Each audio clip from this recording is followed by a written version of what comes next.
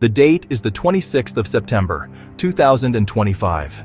Here, within these walls, time seems to stand still.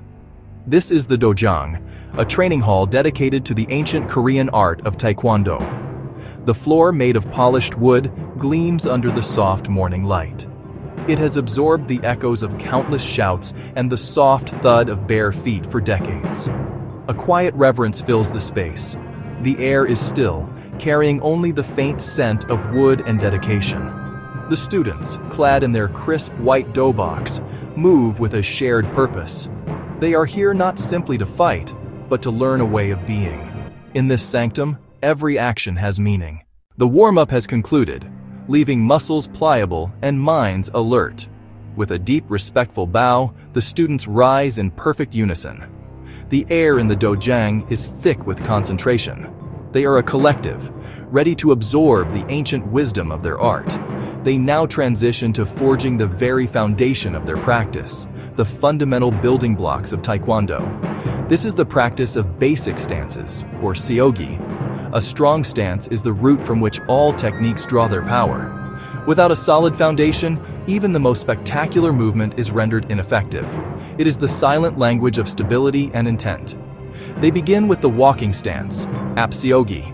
It is a natural, mobile position, one foot placed directly forward with the back leg straight but not locked. Then, with a unified shift of weight, they sink into the front stance, ap-kubi. This is a stance of power, anchoring the practitioner to the earth. The front knee is bent deeply, lowering their center of gravity until the thigh is nearly parallel to the floor, preparing them to deliver or receive force. Each student holds the position, their muscles burning, their bodies locked in a state of disciplined tension. The master walks among them, his eyes missing nothing. He makes small, precise adjustments, teaching a lesson in perfection. In Taekwondo, precision is everything. From the unshakable foundation of their stances, they practice their blocks, or maki. The power for each block is generated from the ground up, traveling through the legs, hips, and torso before being expressed through the arms. First, the high block, Olgul Maki, rises to protect the head, a solid roof against descending strikes. Then, the low block, Ra Maki, sweeps down in a powerful arc, a shield against attacks to the lower body. The inner forearm block, Enmagi, moves from the center line outward, deflecting blows aimed at the torso. Each block is a precise and calculated expression of control.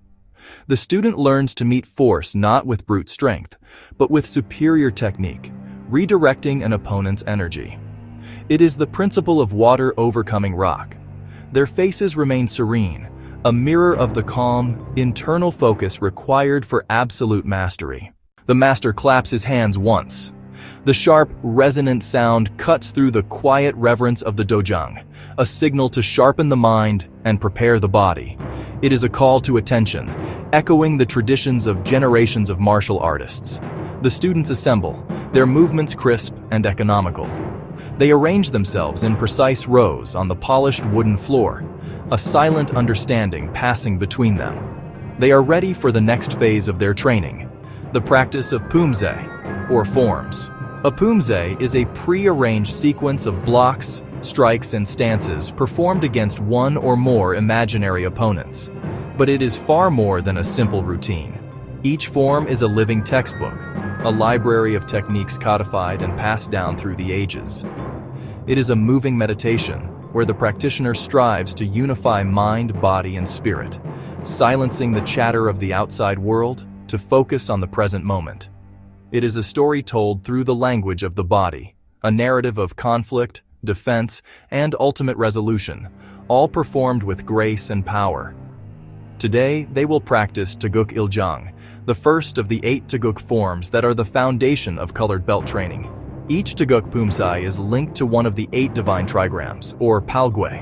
Taguk Iljang represents the concept of Kion, which symbolizes the sky, light, and creation. As the sky is the source of all creation, this form is the wellspring from which the student's journey begins. It is deceptively simple, yet it contains the fundamental principles of movement, balance, and power generation that will be built upon for years to come. It is the beginning, The students take their ready stance, or junbi. Their feet are shoulder-width apart, weight distributed evenly, creating a stable base. Their fists are held not with tension, but with potential, resting lightly at their waist.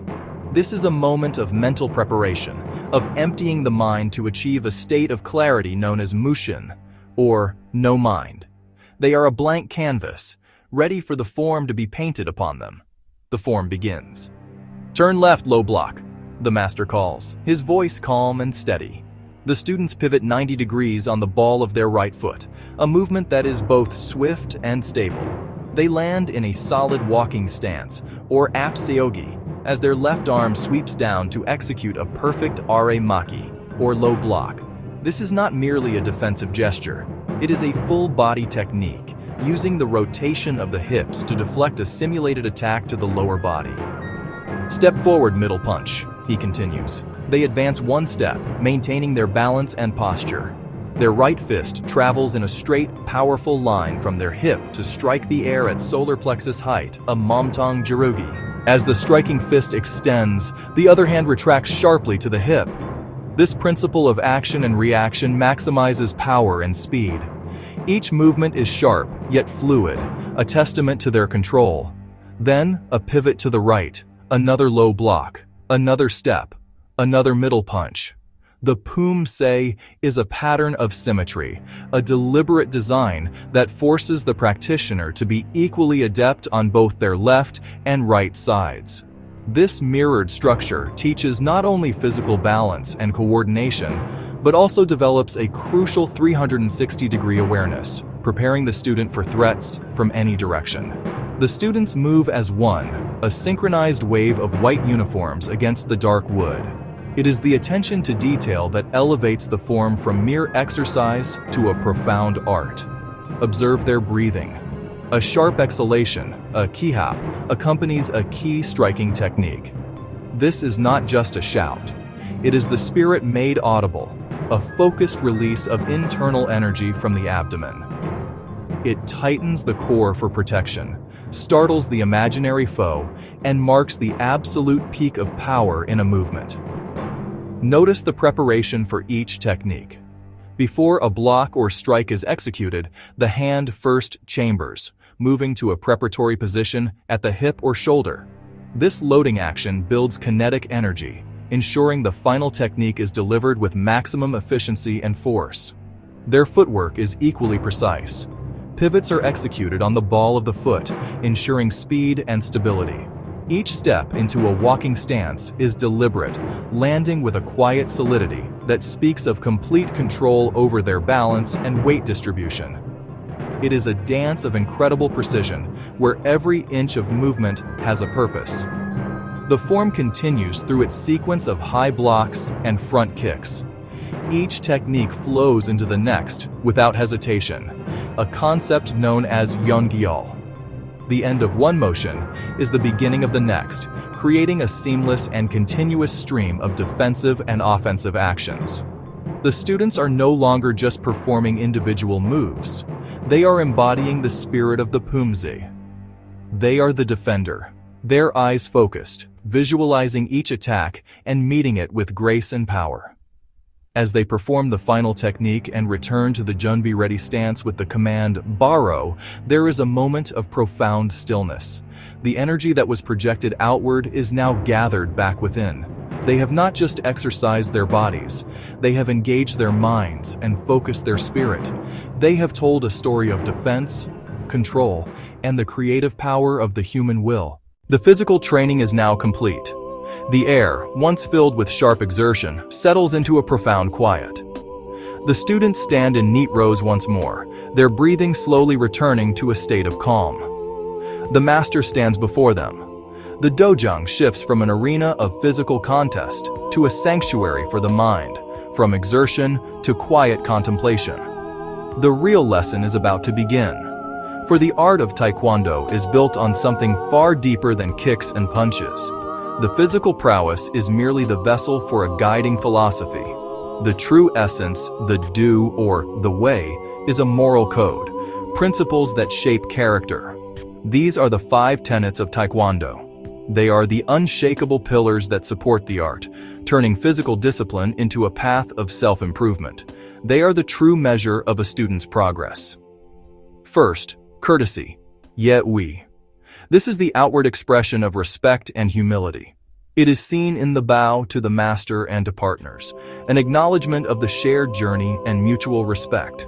It is demonstrated in polite conduct toward fellow students, creating an environment of support, not rivalry. It extends to the care for the training hall and the uniform, teaching that true strength must always be tempered with grace.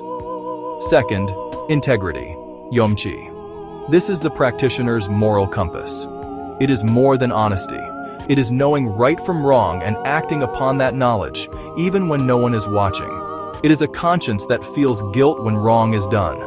To have integrity is to be the same person inside and outside the dojang, standing for what is right without compromise. It is the foundation of trust. Third, perseverance. Inne. This is the engine of progress, the will to continue and push through difficulty. It is found in holding a painful stretch or mastering a difficult kick. This physical endurance forges mental endurance, preparing the student for life's challenges. Perseverance teaches that every setback is an opportunity to grow stronger, and that the path to mastery is paved with relentless effort, never giving up. Fourth, self-control. Gukgi. Herein lies the great paradox of the martial artist. One learns to fight so that one never has to. This tenet is about control over one's actions, emotions, and desires. The powerful skills acquired are for defense, not unprovoked aggression. A student learns to control their temper as fiercely as their fist, to remain calm and in control, even in conflict. True strength is not the ability to strike, but the wisdom to walk away. Finally, indomitable spirit. Baekyeol Bulgul. This is the unbreakable core of the martial artist, forged by the other four tenets. It is a spirit that cannot be broken by adversity. It is the courage to stand for one's principles, no matter the odds. This is the inner strength to face injustice without fear and to defend the weak. It is not about being aggressive, but about possessing a quiet, unyielding resolve to always rise again. These 5 tenets are not just words to be memorized. They are living ideals, a philosophy to be practiced and embodied every day. They are the ultimate purpose of the training, transforming a fighter into a person of profound character. Through this journey, the student becomes a true practitioner of the way of the foot and the fist, where every action is guided by a noble heart and an unbreakable spirit.